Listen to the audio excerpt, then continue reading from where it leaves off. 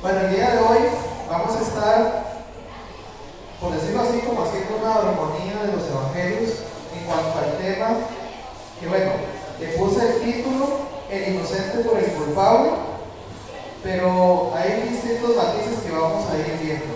Entonces, yo les voy a ir mostrando los versículos, como siempre, si ustedes tienen deseo, pueden irlo compartiendo en sus Biblias o pueden verlo en versiones diferentes. Yo les voy a estar compartiendo versículos salteados, pero que vamos a ver algo importante. Así que vamos a ubicarnos. En primer lugar, siempre con el tema del contexto, el trasfondo en el que nos ubicamos. Resulta que nos ubicamos en la última semana de Jesús y nos encontramos en el último momento en el que Jesús, por decirlo así, había una posibilidad de que cambiara el rumbo de la historia. Obviamente sabemos que no era parte del propósito que Jesús se salvara, era parte de lo que Dios tenía contemplado desde antes de la fundación del mundo. Resulta que ya ha pasado la noche en la cual Jesús ha conversado con sus discípulos, ha hecho su último discurso, luego lo han arrestado y ahora en este instante Jesús está delante de Poncio Pilato, el gobernador romano que tenía en ese momento, entre comillas, la potestad para decidir el rumbo de Jesús. Aquí vamos a ver algunas cosas que en general son como de conocimiento ya de todos. Sabemos muy bien que los líderes religiosos desde hacía mucho tiempo venían buscando la manera de atrapar a Jesús, encontrar alguna acusación que fuera suficiente para que los romanos lo arrestaran. Tengamos presente que los judíos como tales no podían condenar a Jesús. Eso estaba fuera de sus capacidades debido a que quienes gobernaban y quienes establecían las leyes civiles eran los romanos. Por tanto, los fariseos y los líderes religiosos lo que trataron fue de encontrar la manera de que sus acusaciones fueran relevantes para los romanos. Entonces ellos establecen tres acusaciones: agitación, blasfemia y sedición. En Lucas dice que agitación por el hecho de que dicen es que él anda alborotando las multitudes. Blasfemia porque él se dice llamar el Hijo de Dios. Y sedición porque supuestamente él está promoviendo a que los judíos se levanten contra el gobierno romano. Evidentemente sabemos que esto no es así. Sin embargo, algo importante es el hecho de que esta clase de acusaciones en específico para los romanos sí eran relevantes, ya que justamente lo que ellos buscaban en la famosa paz romana era evitar los conflictos, era evitar que los distintos lugares dominados pues se levantaran contra ellos. También creo que nosotros sabemos las muchas veces que hemos leído esos textos que Pilato reconoce que Jesús es inocente. Una y otra vez él le dice a sus acusadores: no veo en él nada por lo cual haya que condenarlo. Y de hecho el mismo Pilato, dentro de ese proceso de tratar de evitar algún injusto, hasta lo envía a Herodes, que se supone que tenía la jurisprudencia sobre Jesús, y sin embargo el mismo Herodes tampoco encuentra algo de qué acusarlo. Así que ese es el trasfondo, ese es el punto en que nos encontramos en el relato de los evangelios. Así que ahora, según dice Mateo 27:15, y este va a ser como el punto central de esta mañana,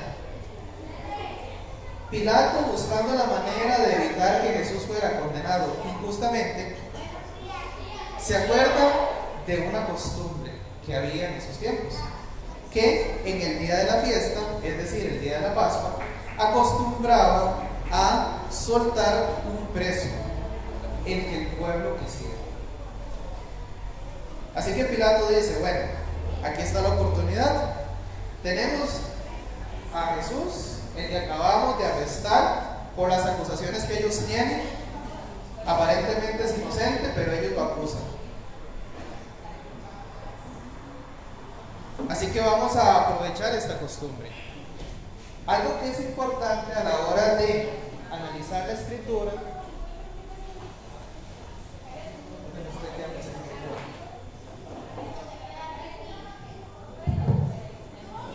Algo que es importante de señalar es que cuando nosotros vemos algo que esté en los 4 evangelios, tenemos que prestarle atención.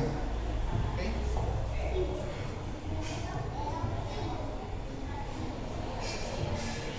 Porque resulta que, si ustedes notan, este relato del sustituto de Jesús aparece en los 4 evangelios.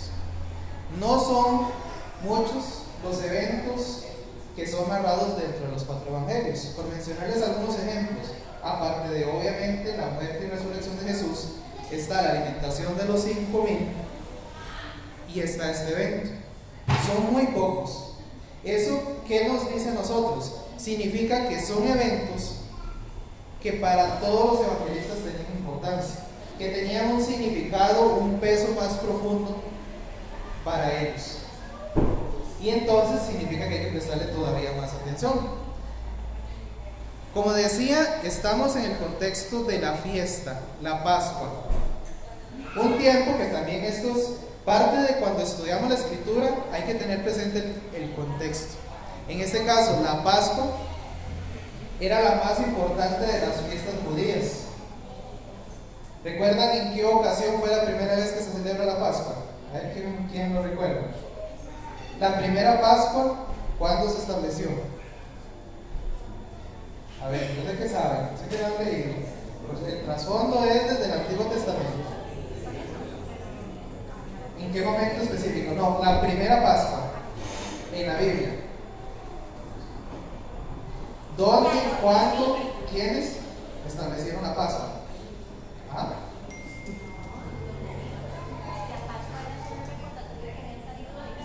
Ok, ahí está el contexto, a eso es lo que iba. La Pascua es instituida en Éxodo capítulo 12, si no mal recuerdo. Y es en la ocasión en la que los judíos van a salir de Egipto. Han sido liberados de la esclavitud. Esa es la última noche que van a comer juntos. Van a comer de forma apresurada porque al siguiente día salen de Egipto para no volver.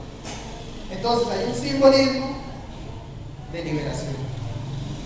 Hay un simbolismo de esclavos que son libres.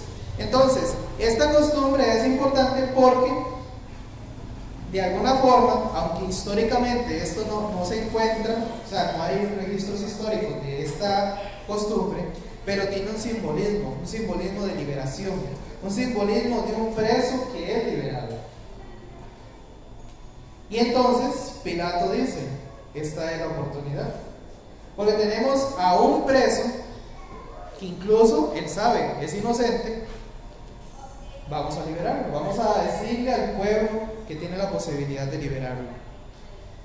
Sin embargo, aquí es donde cambia el foco, porque la multitud tiene pensado algo más. Nos dice aquí en Marcos 15:7, aparte de los otros textos, que había uno que se llamaba Barrabás. ¿Quién era Barrabás? No sé si han tenido la oportunidad en algún momento de hacer algún estudio sobre él como tal, pero esto es muy interesante, por lo menos los detalles que puede encontrar son bastante interesantes. Primero, el nombre Barrabás en sí lo que significa es hijo del Padre. Hijo del Padre. ¿Les suena familiar? El hijo del Padre. En ese contexto podría significar hijo del Padre en referencia a algún rabino importante, porque a los rabinos a veces les llamaban también como padre, en la forma respetuosa. Podría ser un rabino muy importante, del cual Barrabás era hijo, o podría ser alguien significativo en la comunidad. Era el nombre, Barrabás hijo del Padre. Ahorita quiero que noten esos detalles, porque como les dije, esto es muy significativo cuando uno hace el paralelo con Jesús. Pero no solo eso es interesante. Resulta que se han encontrado algunos manuscritos antiguos que dicen que él no solo se llamaba Barrabás, sino que se llamaba Jesús Barrabás. O sea que si lo traducimos todo, Jesús, hijo del Padre. Curioso, ¿verdad? Y es importante notar que el mismo Pilato hace una distinción en Mateo 27, 17. Porque cuando él pone a escoger entre Jesús y Barrabás, él dice, Barrabás o Jesús, el que llaman el Cristo. O sea, hace un distintivo. Si lo pensamos bien, y de acuerdo con esos manuscritos, es posible que él esté diciendo, aquí tengo a Jesús, Barrabás, y a Jesús, el que llaman el Cristo. O sea, distinguirlos de una forma u otra. Para nosotros, por supuesto que no hay comparación, pero para en ese momento, delante de Pilato, ambos son exactamente lo mismo, acusados, y que tienen la posibilidad, uno de los dos, de ser liberado. Ahora, ¿quién era Jesús Barrabás? No tenemos mucha información, por ahí se han hecho hasta películas en las que dicen de que se convirtió y que fue en la iglesia primitiva.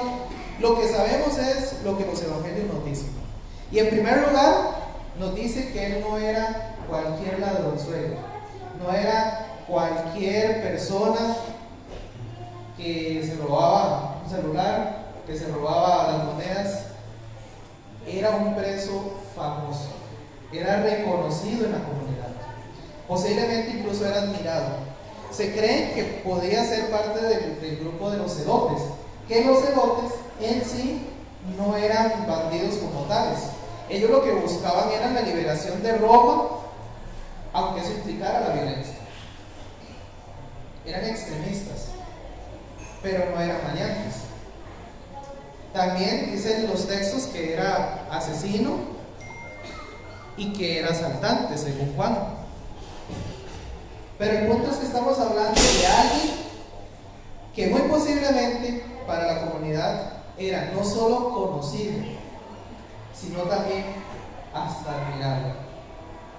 Porque recordemos que la principal aspiración que tiene la comunidad judía es ser libre de los romanos. Y para ese tiempo eran muchos los levantamientos buscando ser libres de Roma. De hecho, los mismos evangelios se relatan algunos de esos levantamientos. Y si estamos hablando de el contraste de un celote con, por ejemplo, un recaudador de impuestos, por eso es que eran odiados los recaudadores de impuestos, porque en lugar de buscar separarse de Roma, más bien estaban aliándose con ellos. Así que, como ven, esto se las trae, porque resulta que Barrabás no es cualquier persona, y si tenemos presentes estos detalles, puede tener más sentido el por qué la multitud hace lo que después va a hacer.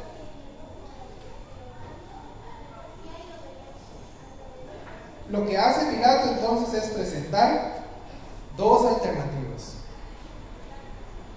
Jesús Barrabás, Jesús llamado el Cristo.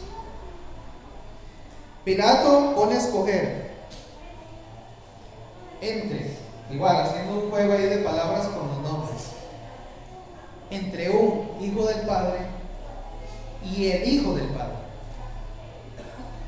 Pone a escoger entre un Jesús terrenal, un Jesús del mundo, y Jesús el que viene de Dios, Jesús el Cristo.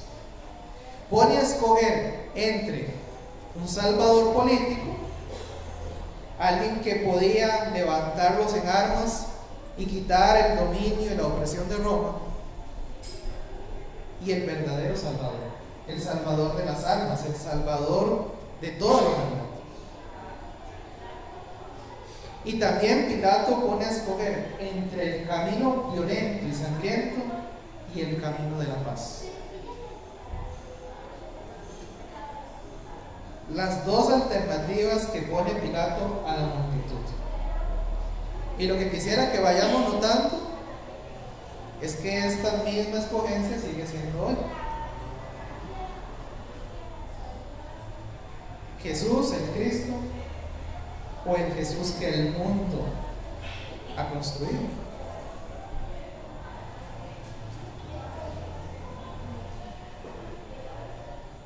Aquí donde estamos nosotros es muy fácil. Nosotros vamos a decir, por supuesto, Dios como Jesús, el Hijo de Dios. Pero como ya les dije, hay que estar en ese punto específico de la historia. De alguna forma convertirnos en parte de la multitud que está en ese momento. Pilato, esos dos Jesús y la multitud. Porque llevan años anhelando algo, soñando con algo.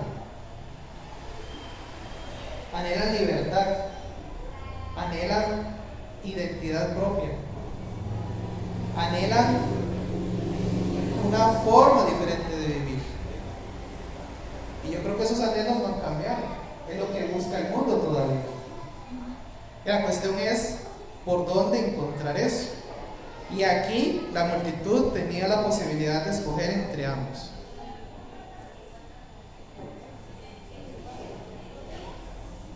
Como vimos al principio, de parte de Pilato, él como tal no ve razón alguna para condenar a Jesús. Él lo sabe. Y resulta que Pilato está en una situación bastante compleja.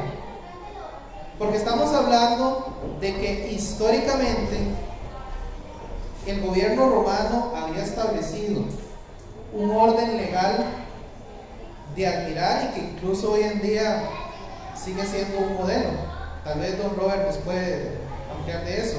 En cuanto a la forma en cómo los romanos establecieron la ley, toda la estructura legal que habían establecido fue algo novedoso para ese tiempo y algo que ha marcado la historia de la humanidad. Entonces Pilato está ahí como representante de la justicia imparcial que defiende al justo y que da oportunidad de defenderse. Por algo es que cuando llegamos a Hechos, cuando Pablo dice soy ciudadano romano, todo el mundo se detiene y dice, no, aquí sí hay que actuar justamente, aquí sí hay que aplicar la ley, porque los romanos se jactaban de eso. Y Pilato sabe que Jesús es inocente. Por lo menos 2 o 3 veces él dice, yo no he hallado absolutamente ningún delito en él. El problema es que, como decimos en buen tico, Pilato tenía cola que le baja. Porque resulta que, de acuerdo con los registros históricos, Pilato era famoso por no ser un buen gobernante. En una ocasión había metido símbolos e imágenes romanas en Jerusalén, lo cual los romanos, fuera de todo ellos, respetaban cada una de las comunidades. Por eso es que le permitían a los judíos tener su propia religión, como parte de la forma en que mantenían dominados los territorios y buscando la manera de que todos estuvieran contentos para que no se levantaran armas. Pero Pilato se había atrevido a eso. Hubo una rebelión y tuvo que retirarlo todo. Más adelante dicen también los historiadores que, bueno, él haciendo una buena obra les construyó un acueducto a la ciudad de Jerusalén, pero utilizando fondos del templo. Y una vez más los judíos se levantaron molestos con él. Así que resulta que Pilato tenía un problema, y es que aunque era un representante de la justicia, él mismo no era justo. Él mismo tenía un antecedente del cual ninguno de los demás podía tener completa confianza en él. Eso explica todos estos detalles. Explican por qué al final de cuentas Pilato empieza a ser maleable. Lo empiezan a zarandear y él no sabe qué hacer. Porque vienen y le dicen, Pilato, él se está haciendo pasar por rey y tú no puedes dar por menos eso. Hasta llegan a decirle ahí en Juan 19:12, si tú sueltas a ese hombre, no eres amigo de César. Y si eso pasa, al primero al que le van a quitar su trabajo es a Pilato. Así que no era nada fácil la situación en la que estaba. Porque en cualquier momento, si se vuelve a levantar una revuelta, hasta ahí llegó él. Y es curioso que aún siendo él el que estaba en alto delante de la multitud de judíos, ellos eran los que tenían dominio sobre él. Ellos eran los que decidían. Así que, ¿qué empezó a decir la multitud? No queremos a ese Jesús, queremos a Barrabás. Por ahí también los textos nos dicen que la influencia de los líderes religiosos fue significativa. Pero pensemos, las personas en esa multitud tenían la capacidad de poder razonar por ellos mismos. ¿Qué pasa cuando hay ignorancia? ¿Qué pasa cuando hay falta de criterio propio? Fácilmente uno es movido de allá para acá. Y así era esa multitud. Una multitud que quizás había coreado el nombre de Jesús allá aquel día cuando entró a Jerusalén, como nos expuso nuestro hermano Carlos Delgado hace unas semanas. Una multitud que decía, uy, ahí viene el que hace milagros, ahí viene el que multiplica los panes, ahí viene el Mesías que tanto hemos esperado. Pero ahora lo ven ahí delante suyo, golpeado, humillado, como un preso más, y dicen, ese no es el de nosotros, ese no es el que queremos, preferimos al otro, porque este otro sí nos puede salvar del robo. Este otro sí está haciendo algo de la forma que nosotros queremos que nos haga. Entonces, la más triste de las frases de los evangelios en este punto de la historia es que sus voces prevalecieron, según Lucas 23:23. Ganó el criterio propio, pero no un criterio basado en convicción, sino basado en lo que los demás pensaban, en lo que los líderes religiosos decían. Y así pues pasa lo que sabemos que pasó. Pilato dice, bueno, no me voy a arriesgar el puesto. Y en una manifestación de cobardía les dice, bueno, hagan ustedes, crucifíquenlo ustedes. El famoso gesto de lavarse las manos es un gesto de decir, yo no tengo nada que ver con él, sabiendo muy bien que todo tenía que ver con él, porque era el principal representante de la justicia en ese momento. Y lo peor aún, que el pueblo mismo acepta la responsabilidad y dice, sí, tranquilo, que su sangre sea sobre nosotros y sobre nuestros hijos. Y así es que ocurre lo que ya sabemos ocurrir. Esto es lo principal que quería destacar esta mañana. Poder ver ese simbolismo, el paralelismo entre las historias, entre estos dos personajes.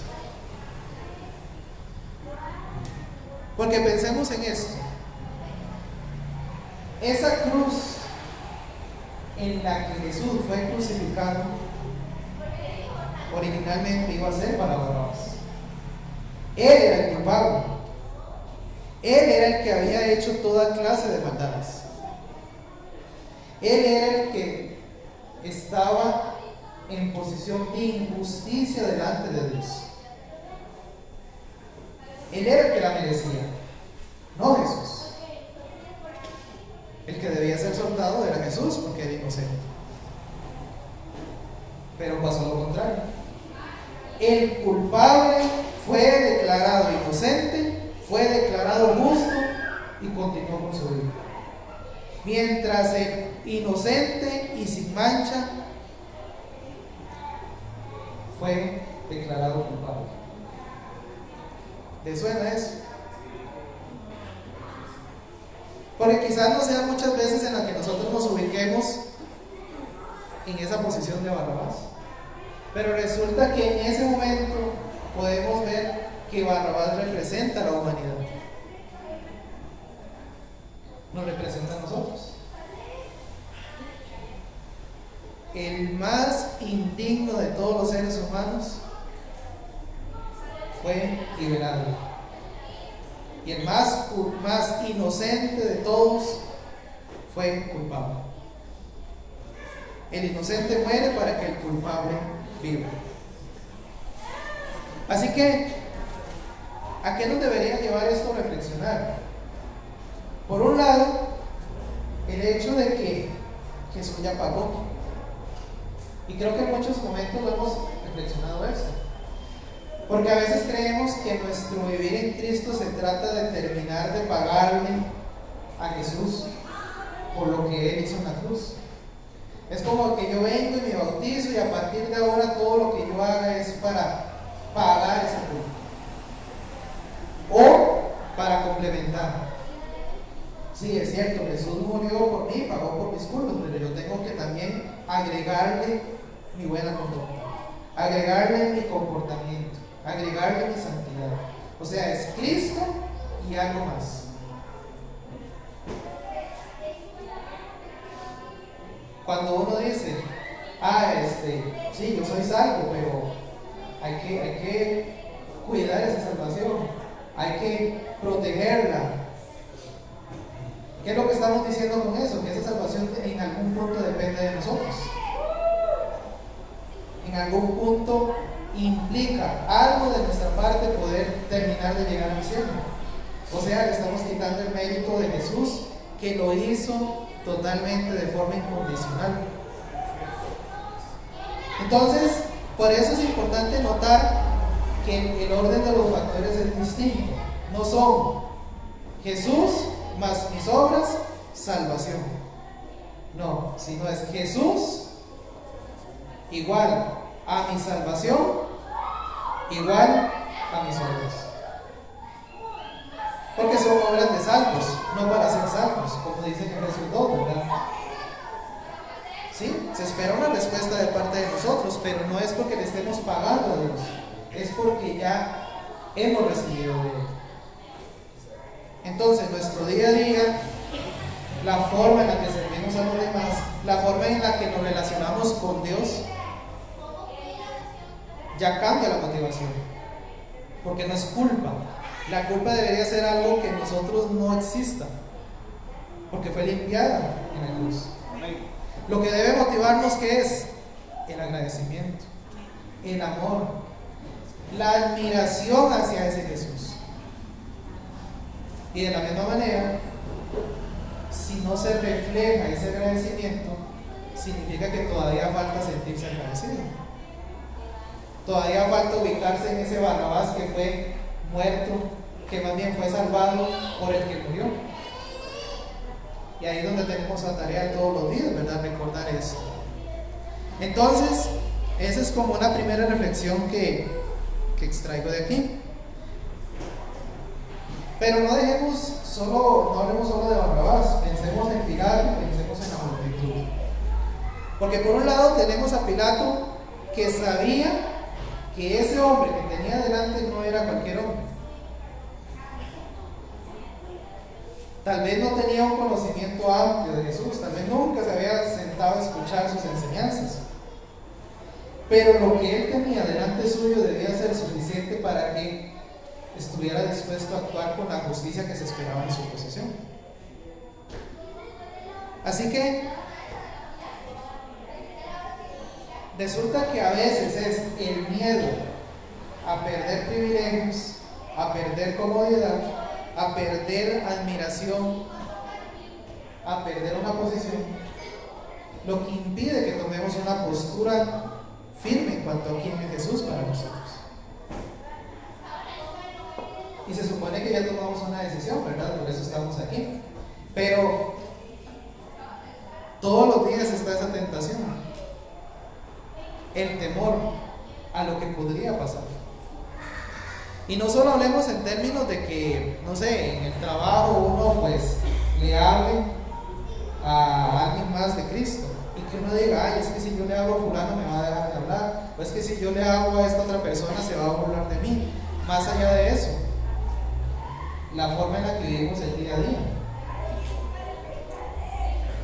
No sé, un ejemplo que se me viene a la mente es que si yo dejo de trabajar en esta hora para ir a reunirme con los hermanos, posiblemente el salario a mí no me va a alcanzar, y entonces no, mejor hay que procurar para el futuro.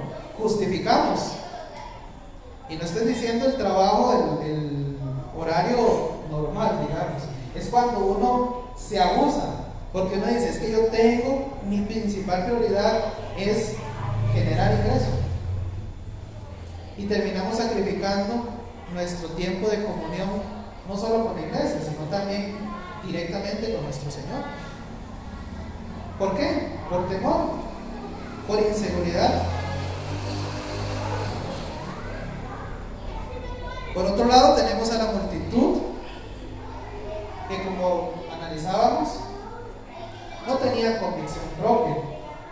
Ellos dependían de lo que los líderes religiosos decían, de lo que los expertos decían. Y pensemos en eso. ¿Qué tan diferente puede ser hoy en día esto? Porque cuántas personas dependen únicamente de los que pasamos aquí al frente. Y solo lo que reciben aquí es lo único con lo que ellos forman un criterio de Jesús.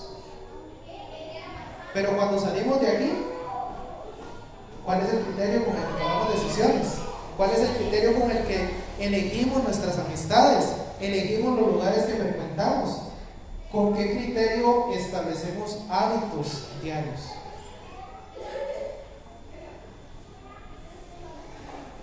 Siempre en esto creo que el mejor ejemplo es los hermanos de Berea, ¿recuerdan? ¿Cuántas veces lo hemos mencionado? Son ejemplos de un criterio propio. Pero ojo que no era un criterio propio de cada uno por su lado, allá cada uno en su casa leyendo las escrituras. No, cuando se reunían también era la forma de fortalecer ese criterio. Y aún teniendo delante a Pablo mismo, que yo creo que ninguno de nosotros, sabiendo que tenemos a Pablo delante, nos pondríamos a cuestionarlo. Pues ellos sí lo cuestionaban. Y se ponían a leer, a analizar, a inquirir diligentemente para ver si efectivamente lo que Pablo nos decía era acorde a las escrituras. O sea, había una disciplina, un hábito. ¿Por qué? Porque cada uno sabía que también necesitaba formar ese criterio. Eso es lo que hubiera marcado la diferencia entre esa multitud y los discípulos. Vean que los discípulos no lo sabían todo. Los discípulos no eran expertos, para nada. Todavía cuando Jesús resucita se ponen a preguntarle: Jesús, ¿y cuándo es que vas a establecer tu reino? Teniendo a Jesús resucitado delante.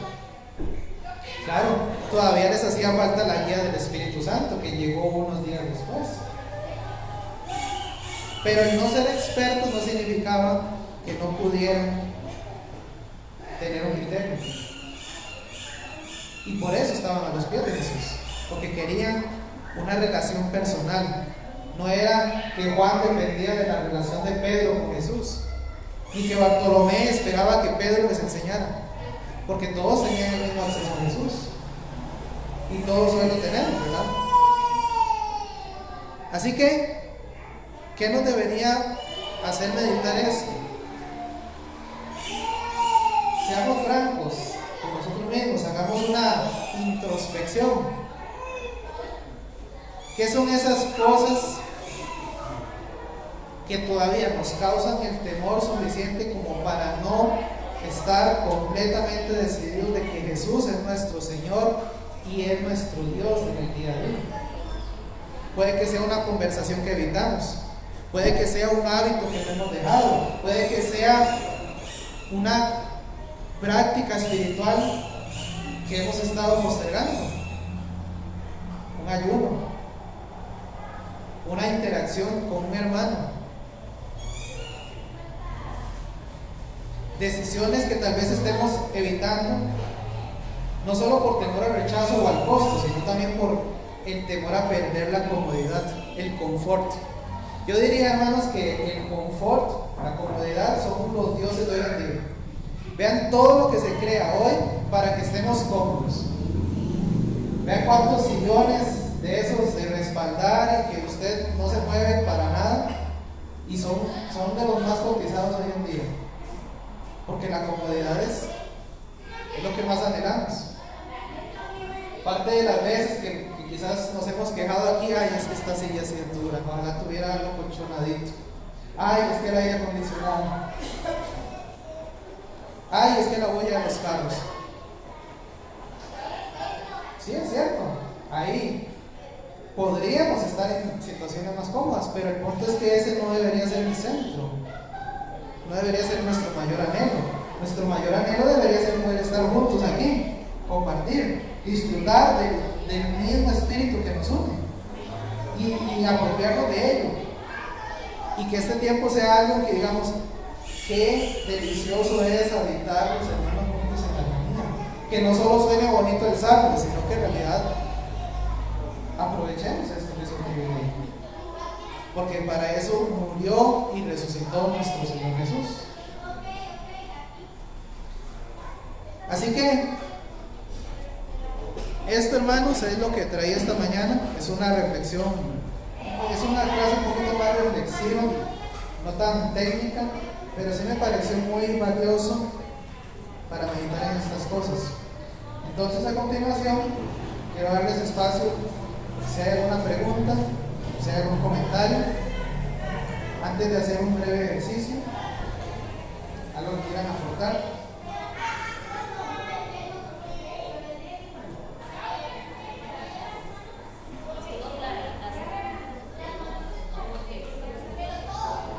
Entonces, porque se entendió, no hay nada que agregar. Ok, bueno, aquí ya tenemos dos opiniones. Voy a volver ahí a una donde dice que su sangre sea sobre nosotros. Eso sí, es que ahí veo yo algo muy significativo. Cuando dicen eso, están profetizando algo sin querer. Es decir, son lecturas que uno le puede hacer, ¿verdad? Porque exactamente eso es lo que nosotros necesitamos, que su sangre sea sobre nosotros, para poder ser liberados de su voluntad, de la ira de Dios. Y también cuando Pilato está debatiendo con toda esa indecisión que tiene, toda la duda que tiene, pareciera que Dios mismo, a través de Pilato, haciéndole ver al pueblo, ¿verdad? Que es una gran injusticia lo que está pasando, que tenga que morir un inocente, un culpable. Pero exactamente eso es lo que Dios no le queda más remedio que permitir eso para que pudiera haber salvación para nosotros.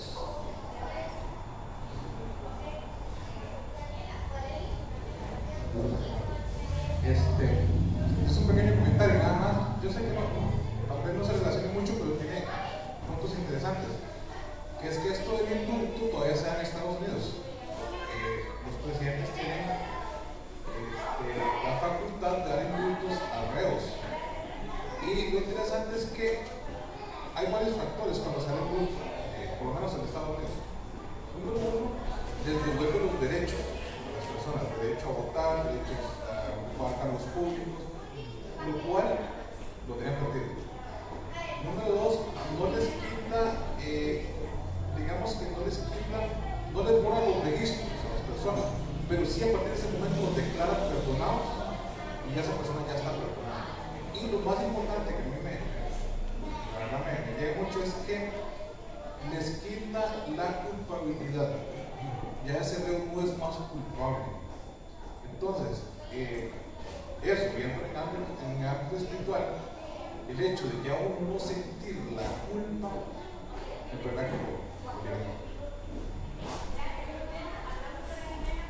Muchas gracias. Bueno, ¿algo más que decir? ¿No quieren aportar? Vamos a hacer el siguiente ejercicio. Recuerdan que la semana pasada les decía que justamente la forma en que permitamos a la escritura que logre su propósito es que permitamos que nos hable a nosotros, ¿verdad? Entonces lo que les voy a pedir es lo siguiente.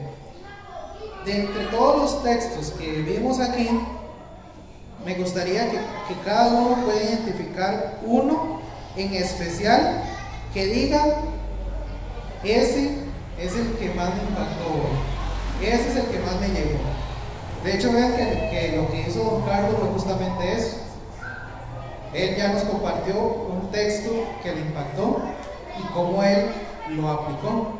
Entonces, aquí yo les puedo volver a repasar los textos. Voy a volver desde el principio. Esas son las citas generales de los evangelios. En este caso específicamente hablando de lo de Barrabás, la sustitución uno por otro. Pero tenemos aquí, por ejemplo, los cargos de Jesús, los cargos en contra de Jesús, más bien, las veces en que Pilato declara inocente a Jesús, Herodes también, las acusaciones de los líderes religiosos. La idea es que cada uno de ustedes se quede con alguno de estos textos. El que más le llame, búsquenlo en su Biblia y lo leen.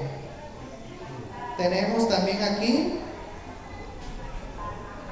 lo de la costumbre, que está en los 4 relatos, la liberación del preso, que era durante la fiesta de la Pascua. Ahí hablamos un poco de ese simbolismo, ¿verdad? Lo que era la Pascua para los judíos. Tenemos aquí los detalles en cuanto a Barrabás. Eso de la variante no lo van a encontrar posiblemente, no sé, tal vez alguien puede fijarse en las versiones, hacer una comparación de versiones, a ver si hay alguna que agregue Jesús Barrabás. También la distinción de Pilato, las características de Barrabás. Luego aquí tenemos los textos en los que presenta Pilato a Barrabás como una alternativa ante Jesús.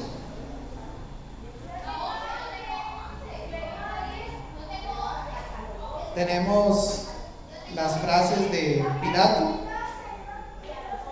cuando dice que no ha hallado nada digno de muerte, no halló en él ningún delito.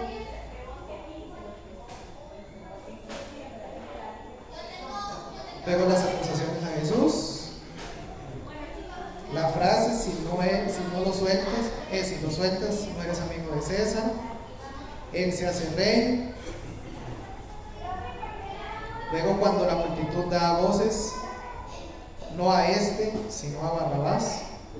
La influencia de los líderes, piden liberar a Barrabás, sus voces prevalecieron. Luego Pilato, queriendo contentar al pueblo. Lo del lavado de las manos también puede ser algo. Esos son los textos. Así que, si alguno en especial le llamó la atención y lo quisieran compartir, se los agradeceríamos mucho para que nos enriquezcamos todos también con las reflexiones personales. Y aquí, Yanita nos va a empezar. Sí, el que a mí me llamó la atención fue que una de las conclusiones que tú pusiste era que la multitud no había actuado por convicción, sino por manipulación, ¿verdad? Entonces, el texto que tú ponías era Mateo 27:20 y Marcos 15:11, donde el pueblo es el que está los religiosos son los que están convenciendo al pueblo de que que no suelten a Barrabás, sino que más bien que suelten a Barrabás y que encierren a Jesús, o que Jesús sea crucificado. Entonces, lo que me llama la atención es lo que tú decías, que cuando uno solamente se alimenta de una persona y no comienza a discernir, su convicción se ve como un viento, como un velero, ¿verdad? Porque tú no puedes decir a mí, Dianita, a partir de hoy vamos a hacer el diezmo de 25%, porque eso dice la Biblia, ¿verdad? Entonces, yo no discierno, no estudio la palabra, no tengo tiempo con Jesús. Bueno, es que tiene que el 25%, entonces el 25% de lo que es, ¿verdad? Que también, comparándolo con ese tiempo que era mucho apegado a la ley, ellos se dejaban guiar por sus religiosos, porque eran los que estudiaban la palabra, los que más sabían, los más santos, etc. Y no cuestionaban nada, ¿verdad? Sino simplemente era obedecer lo que ellos decían. Nos puede pasar o nos pasa hoy en día, donde uno va desaprendiendo cosas y volviendo a aprender otras cosas cuando uno lee la palabra. De hecho, en la misma iglesia uno crece con costumbres, con, digamos que tradiciones, con ya sea una doctrina, etcétera, etcétera, que a veces es malinterpretada y uno lo pelea a muerte, ¿verdad? Aunque no se detuvo como a interiorizar y a entender qué era lo que estaba pasando. Entonces, cuando pasa eso, que ese es el resultado de mi obra primero para cuidar mi salvación, yo hago como una lista de check, ¿verdad? Bueno, no sé, la persona delante, ya sea don Carlos o quien sea que está predicando, me dijo que hoy yo tengo que abrazar a la hermana. Bueno, sí, abracé a la hermana, ¿verdad?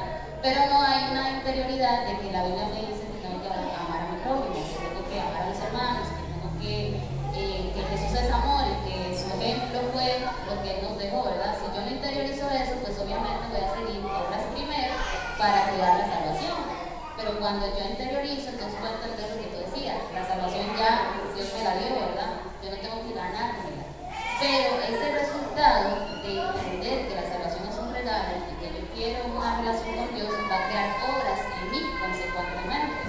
Pero eso se va a través de la palabra. Entonces, con esto, yo no dejo que me manipulen, ¿verdad? En el mal sentido de que me estén diciendo cosas que no están con la palabra. Que si algo yo no entendí, yo pueda tener esa capacidad de decir, vea, yo no entendí tal cosa, ¿me lo puede explicar? Porque yo estoy conectada con la palabra. No quiere decir, ¿verdad? Tampoco el otro extremo, que si un hermano está delante del predicante, pues yo voy a cuestionar todo, yo voy a estar a la defensiva, ¿verdad? Tampoco es eso. Pero que yo pueda realmente ingerir de lo que me están dando y hacer mi tarea en casa para poder tener esa conexión con Jesús y no ir a juzgar como esta multitud y nosotros también, que crucificamos a Jesús a cada rato cuando no entendemos qué es lo que nos quiere decir.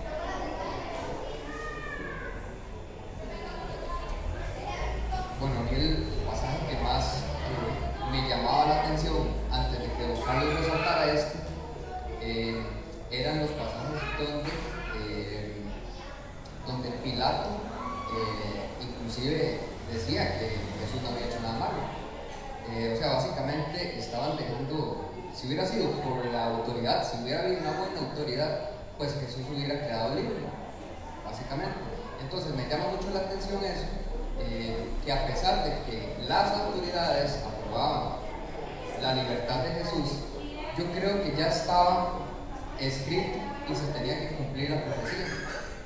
Si no hubiese sido Pilato, hubiera sido de otra manera, o sea, pero ya había llegado el tiempo y el momento en que Jesús tenía que ser crucificado. En este caso fue porque Pilato aflojó, pero si Pilato no hubiera aflojado, hubiese sido otra forma en la cual Jesús tenía que ir a la cruz. Entonces me llamó mucho la atención eso, me estaba llamando mucho la atención eso. Repito, antes de que don Carlos señalara este pasaje, que me pareció también muy interesante.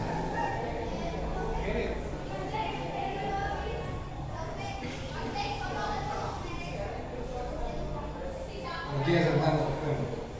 Con información de hablar, me llama la atención el tema de que tanto la mujer de Pilato como él sabían que él era justo. Definitivamente. ¿Por qué lo dicen? Por parte de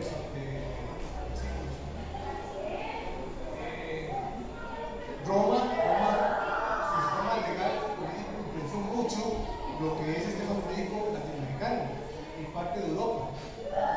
Sistema románico, le llaman.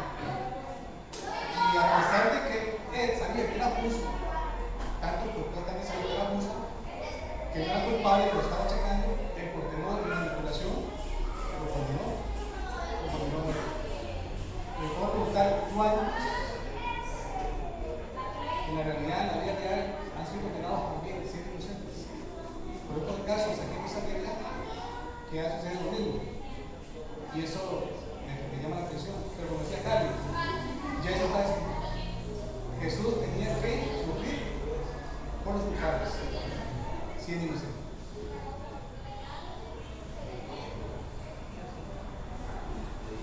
Muchas gracias. ¿Alguien más quiere aportar algo? Es curioso que eso que pasó ahí con Pilato sucede hoy también. Muchas veces a una persona que es inocente, el juez se ve obligado a declararlo culpable por la presión de la prensa. O sea, ya ha sido declarado culpable por los medios. La famosa presión mediática.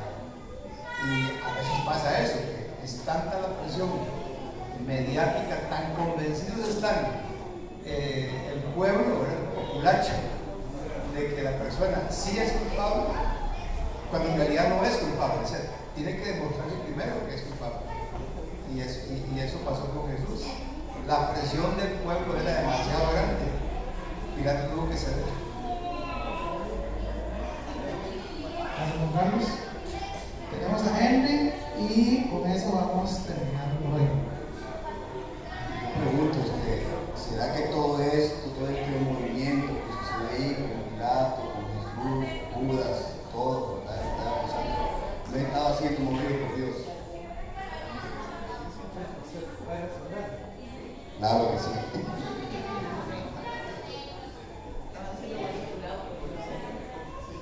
Bueno, vean que aquí, primero agradecerles a quienes compartieron. Créanme que eso es lo más enriquecedor de una clase, el poder tener retribución también. A ustedes también nos bendicen a nosotros, que estamos aquí enfrente cuando nos comparten de lo que ustedes también tienen, porque al final de cuentas el Espíritu también les utiliza. Y vean que aquí, pues, en sumo, haciendo como un resumen, vean que hemos hablado de la soberanía de Dios y la responsabilidad humana. Siempre van las dos cosas de la mano, ¿verdad? Porque no le vamos a quitar responsabilidad a Pilato, no le vamos a quitar responsabilidad a la multitud, ni a los líderes religiosos, pero también detrás de ellos siempre Dios actúa de acuerdo con su sabiduría. Y bueno, hay que darle gracias a Dios que esto ocurrió, porque si no, ¿dónde estaríamos nosotros? ¿Estamos de acuerdo? Terminamos. Oremos. Amado Señor y Padre, damos las gracias una vez más por tu palabra y porque a través de esta reflexión podemos hacer también nuestro análisis propio en cuanto a la forma en la que nos sentimos admirados, motivados a causa del amor de Cristo.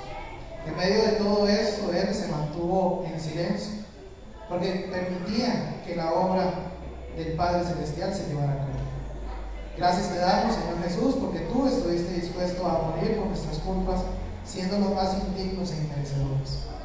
Así que hoy nos reunimos para glorificarte, para celebrar esta salvación y pedirte que sigas haciendo la obra a través de nosotros. Es un privilegio ser la iglesia de nuestro Salvador Jesús, por el cual oramos y agradecemos. Amén.